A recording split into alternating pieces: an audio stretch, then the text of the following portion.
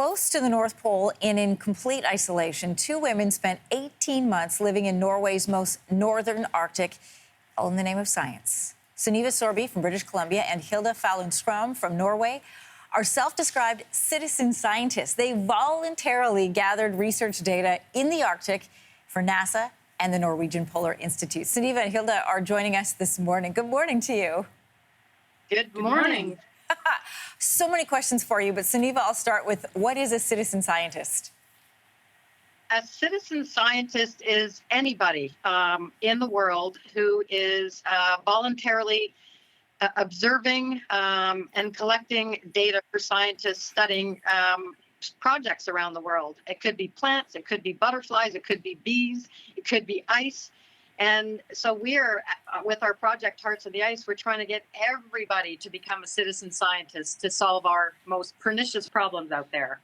Hilde, North Pole is no joke. I mean, there's tons of sunlight, and then there's no sunlight. The temperatures are extreme. You guys stayed in a cabin with no running water. How do you prepare for an experience like this? Well, it took us a couple of years, actually, to plan for all this. It was a lot of food and provision. It was tools. But probably most of all, we had to prepare ourselves. I guess we both have prepared ourselves for half our lives, having a lot of experience from me from this area and Sunniva from the Antarctic. So we have a lot of skills and expertise from being outside and handling both the weather and the wildlife. So I guess it took a couple of decades to plan for this trip. I bet. What did you do all day? What did your days look like? Well, we did a lot of practical things. I mean, chopping wood and picking up ice and snow for water, and everything was manual. It was a very basic life. In addition to that, we did a lot of science work. Sunniva just mentioned the Citizen Science Project. And we did school talks with classrooms from all over the world. And we were able to, from this little tiny hut without electricity and running water, we were able to connect with 100,000 schools kids all over the world. Wow. What a great lesson for them. Sunniva, now you weren't completely alone. There is some wildlife around. Tell us about your encounter with a polar bear.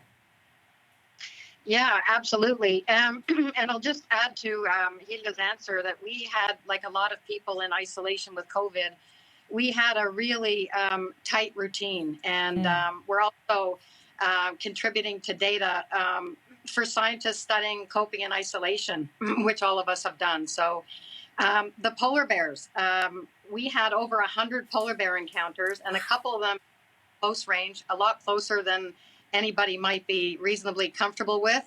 It came within about a meter of me as I went outside to look at the northern lights and also close the wooden shutters. And I might have scared it, and it came out from the right side and right in front of me. And it's that a second that feels like 10 minutes. But it was both a beautiful encounter and also a very paralyzing one, just at the enormous size of these polar bears. Incredible. Sunniva Sorby and Hilde Fålun, thank you so much for joining us. What a fascinating concept of citizen science and what you've contributed. Thank you so much. Thank you. Thank you. Oh. Hey, thanks for watching. If you liked this, be sure to subscribe here, or you can check out more Your Morning videos right here.